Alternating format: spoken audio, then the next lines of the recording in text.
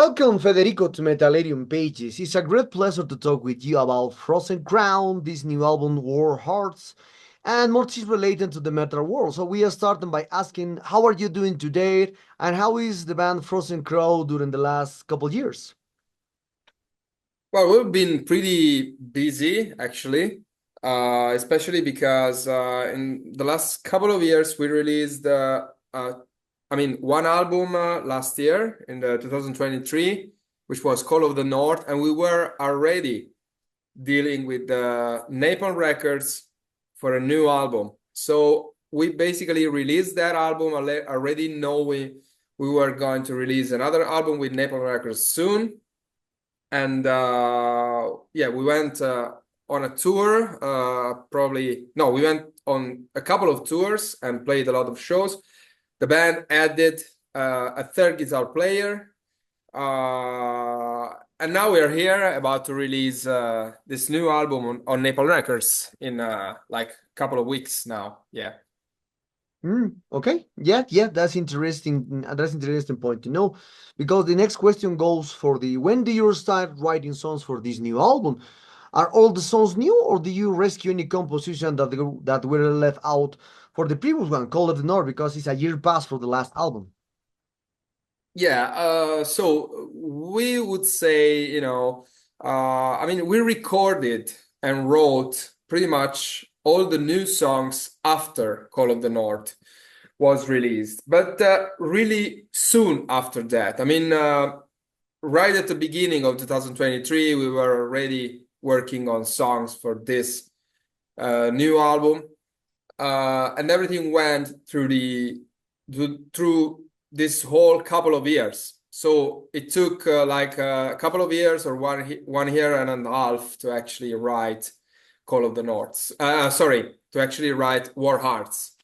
So we had quite a lot of time, yeah, and we already knew in advance we were going to be a three guitar player band, and for that reason we also wrote the new album with that in mind, of course. Okay, interesting to know. So, in this case, I saw that you always work in a new music, especially because you have Volturian, other band, you have Nocturna, and you have this Frozen Crow as a permanent member for this. Yeah. So, um, are you always working on a new music, or do you prefer to focus on is one you have finished in touring, promote the last album? So, how do you decide when it's time to work on a new songs or on a new album? Well, the second one you say. I mean, I like to focus on something. If I'm working on the new Frozen Crown thing, I'm 100% on that. And of course, writing that stuff and also promoting that stuff the best way possible, doing videos and I don't know, photos and whatever, content for social networks and so on. And just after that, I go on writing new stuff for another band, maybe. So it's like a new chapter opens, and my mind is free from all that kind of mood. You know, Frozen Crown have got like an epic power metal mood. And for example, I know for sure I'm going to work on the new Volturian album next, and that's a more modern kind of metal. That's a more I don't know, heavy down-tuned guitar riffing that has got a lot more electronics. So I know for sure that after this promotion for Frozen Crown, my mind will be, hungry for something different, and I will go on writing the new Volturian stuff. So it's just, an organic thing. Yeah. Mm, okay, interesting to know. And the one, I know that I know that you are right now with Napalm Records, a great label, one of the biggest labels into the metal stuff. So I saw that also you started off with Avalon, a great label from the 80s or 90s from Japan, a great label. So then Absolutely. you are what with Scaled Records, Italian records from Angelo. So how was the change to first with a big label, then a medium label, and now again another label like Naples Records? Oh, I have to tell you that this was probably how can I say, a mistake on the internet about that, because we are currently with Avalon label, We've Oh. always been with Avalon label, but of course that's just for the Japanese market. I Mm. mean, so it's been like that. We've been with Avalon Records and Scarlet Records together. Okay, so Okay. Scarlet Records was in charge of the Europe. worldwide distribution, while Avalon has always been there for Japanese market. Then we split with Scarlet Records. We went to Napalm Records, of course, for Europe and worldwide, but we're still with Avalon. So we are, I mean, we've always been with Avalon, and we keep working with them. And in fact, we are also very happy about that because they brought us to Japan several times. Yeah. Okay, okay. Oh, okay, okay. So that's normally Yeah. when you compose an album and a year, when a year are different, that perhaps some elements are copy paste for the first one. That's for the previous one. That's normal because it's your composition, it's the same band. That's completely normal. So what can sounds what can we expect on this new album? Are there any new sonic elements? Also, has your way of composing and recording songs changed much over the time since you started the band in 2017? Well, absolutely. My composition flow pretty much remained the same in the sense that I'm always working on writing first the vocal lines, so the vocal melody, and then the main riffs, and just eventually the guitar solos and all the kind of arrangements. But my method really changed because I became, faster, because I pretty much recorded something like 12 or 13 albums in this 7 years, mostly, if I'm not wrong. So yeah, I became quicker and also maybe more efficient. And this, of course, especially during the recording of the last album, led to, for example, Jade, our singer, to be able to sing in a more smooth way. I mean, in the studio, she worked much more, smoothly with our producer because, we did it so many times that she was so used to that. It was like, we had the same time to work on the album, but we used that time much better than in the past. So she could really focus much more on her vocals, on tunings, on different tunings of the songs to find the right one where she shines more. And of course, also the arrangements. I mean, in the past, I was responsible of 100% of guitar recording in the whole album, while this time it's the three of us recording, each one his own guitar solo, and that, of course, an improvement, because this album pretty much brings the sign of all six members. Yeah. Mm. So definitely we evolved in that way. Yeah, absolutely. Okay. Oh, interesting to know because since the beginning and reading your biography, you started the band 2017 as a multi instrumentalist. So you play all instruments. Now you are six Yeah. members. Four of them are new since 2021, and the last member incorporated to the band 2023. So Alessia incorporated the band 2020. Great accomplished for that moment. So for this, well, you are created the old songs since the beginning to now. So many bands also is that normally that many bands and musicians see each album as a child. Each one special is in own way. It's a bit of cliche to say that each new release is the band's best, but it's completely Yeah. normal that bands say that. But do you consider that this new album is the best work to date? If so, what are the reasons that make this album your best album? Because also you mentioned this is the first time that all members incorporate new ideas to this new album. Yeah, of course, I agree with you on the fact that it's a cliche to sell, to say every new album is the best one, of course. I'm not saying the new one is necessarily the best one. I would just say that the new one is actually the album that grabs the essence of Frozen Crown. And I mean, it's the album I would have one person that never heard about us to listen to, because that's definitely the album that 100% incorporates our sound, and it's very organic, of course, but also the songs are 100% sounding like Frozen Crown. There is no like there's nothing like us experimenting with sound or doing how can I say brave choices or something like that. It's just us playing simply the music we enjoy, never being afraid of repeating ourselves.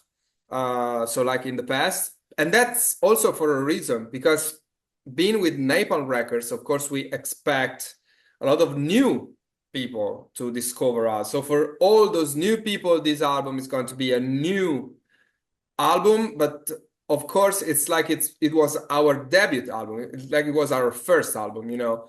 At the same time, we wanted to leave our old-time friends and fans, of course, a lot of references to our old songs. So, for example, we have got, especially in the lyrics, a lot of references to past songs for them to find them and to see, hey, we didn't forget about you, you know, all fans. So I would say, to me, every single album is really the best we could do in that specific time, you know? I mean, for example, our third album, Winter Bane, was such a painful album to record and release because, of course, we had to work during pandemic and also after three band members had left without forewarning, you know, so we were literally just me and Jade, our singer. So one thing that captured my attention in the band, especially is you're talking about now from the, especially for the Winter Band is like a darker album, and obviously Yes, the cover art. Since the beginning, I saw the Frozen Crown has a concept like darkness, because the Fallen King, the cover art is dark. Then crown sorry. in Frost is the same crown. The only even the color of the northernmost lining cover are more like dark in the eyes, and this new one also present like fire but like dark in the soul. Why always Frozen Crown lean down to the dark covers? Perhaps it has to do because Giada plays in other bands, or perhaps you plays in Nocturna. The Nocturna are more or different band. Who knows? Well, you know, actually, we are, I mean, yeah, both Giada, I mean, Jada and me are a lot into more, I mean, into darker kind of music. For example, one of our favorite band is Nevermore. Hmm. Of course, now not existing anymore. Or maybe Dark Tranquility is also one of our favorite band. You know, we are very much into Swedish melodic death metal, for example, or into black metal myself. So of course we are attracted by that kind of dark themes. The reason why our covers are so dark because you know we are always dealing with this kind of how can I say motivational like self-improvement themes, which is represented as a metaphor by someone fighting evil, you know, fighting something. For example, in the latest cover, you can see the band members. I mean, a bunch of warriors or something fighting a big monster. That monster, that evil, is actually representing the evil. How can I say, you face every day in your life. So it can represent your inner demons, your inner issues, or all the difficulties you can find in life, you know.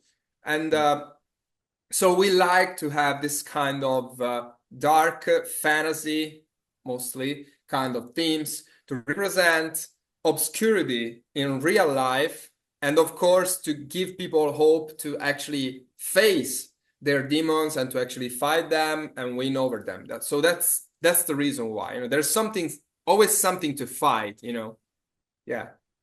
Hmm. Okay, that's nice. That's nice. Talking about the compositions for this new album, you mentioned that you composed this album, but after the last album release, Call of the North. So, but how was the process to entering new people into this new album? Because you mentioned that this new album is more gathered for all members.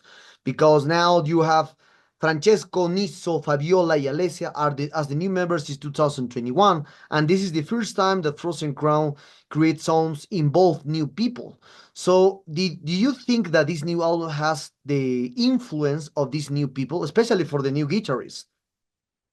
Well, I'll say yes. First of all, of course, uh, please keep in mind that this is not something that is written online or in our bio, but officially our drummer is set to be join the band in 2021, as you say, no? Yep. But actually, he joined the band in 2020, Mhm. right after our tour with Dragon Force. We just, wrote in our biography that he joined together with the other guys, but actually we've been working together since a lot of time. It was 17 years old back then, and we worked together a lot for 3 albums now with him. So me, Jade, and him. Now, Francesco and Fabiola are with us since a lot of time, actually, because it's more than half of the lifespan of the band. And they absolutely influenced the band, even if they weren't composing stuff, because they brought some sort, when you're playing with someone, you're just having fun with, you're just being, chilled, you're just being happy with, they brought so much positivity, so much good energy, and that absolutely influenced our music. Our music is more positive now, and especially after Alessia joined the band, and she's also so young and yet so talented and so full of energy, that kind of energy young people have. Uh, Absolutely, this album was influenced by her arrival. And again, I think this album is more cheerful. It is more, not happy, but maybe more filled with hope and positive vibes. At the same time, the 2 guitar players, Fabiola and Alessia, recorded their solos, and that absolutely, yes, influenced some parts of the songs. For example, one specific guitar solo influenced the bridge coming later, or maybe changing the tuning of the next chorus, all this kind of stuff. Also, some riffs. So, yes, absolutely. They influenced the band 100%. Yes. Oh, okay. So talking about the promotion of this new album, what are your plans after releasing the album? How and also what kind of plans do you have? Perhaps you will embark tours, you will present more videos, or perhaps as you're working for the last time, you are already working on a new album. Who knows? So, yes, we are leaving for a tour with Camelot, Blackbriar, and Ad Infinitum, uh, October 12th, if I'm not wrong. It's an European tour, and we are playing with these 3 bands. Then, of course, we are working on more shows in 2025. Hopefully, our fans will be able to enjoy some headlining shows as well. Who knows? Let's see. And aside playing live, we are, of course, working so much in, how can I say, not only promoting the album, but also having a lot of interaction with our fans. For example, when we write music, we also love to share how we wrote that, what are the lyric meanings, and all that kind of stuff, online with our fans, because we are really happy to have fun with them. There is something I always say, I'm not really a big lover of, VIP meetings before live shows. I'm not a big fan of that because I think all people in the crowd actually spend some time listening to my music.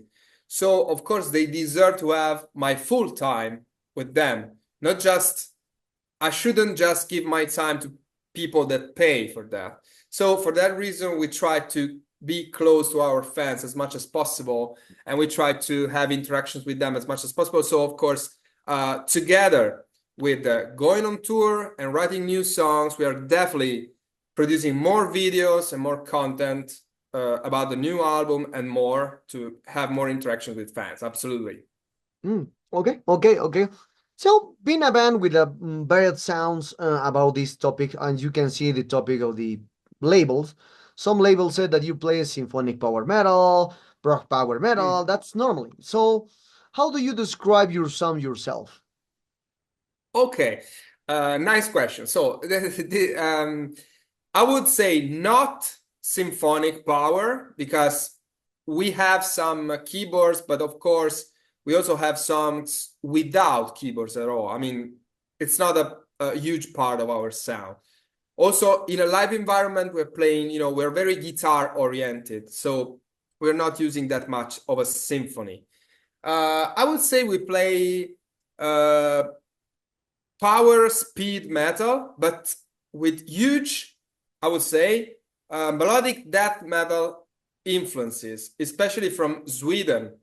That with that, I refer to the fact that I think probably we feel closer to Hammerfall for what concerns guitar riffs. And if you think about it, Hammerfall came from people that were also part, for example, of In Flames. So that's actually a tie. I think we are very much influenced by Swedish melodic death metal, by Swedish riffs. So I would say, yeah, a guitar-oriented power metal band with Swedish death metal influences. Yeah, that's quite long. So Okay, okay. yeah. So, on the other hand, I imagine you must also mention sometimes that your sound is reminiscent of certain bands that may have inspired you. But have you ever been told that your sound is like a certain band when you really don't? Oh. Yes, absolutely. Now I don't remember, but yeah. Especially when we came out as a band, a lot of people were just seeing the band photo and see, oh, female singer. So say, oh, they look like Nightwish. And that's something, oh, I mean, very often we heard, and still nowadays we still heard, yeah, Nightwish. We don't sound like Nightwish, yeah, at Mhm. all. Well, Yeah. well, well, well, Federico, the sad moment arrived at this interview. I hope you enjoyed this interview. Thank you very much for your time. Yes. This new album, War Heart, is a great album. Congratulations on this new one. And perhaps do you want to add something to your Latin American fans and obviously Methalarium followers? Yeah, absolutely. So thank you for having me here. We love American fans, of course. We just came back from Pro Power in Atlanta, and it's been a blast. It's been amazing. And of course, we hope to tour all over the world, to join, Latin America, Canada, all this kind of. I mean, because of course, we would love to be in touch with our fans as much as possible. So thank you for this chance. I hope you enjoy our new album, War Arts, and see you on the road, of course.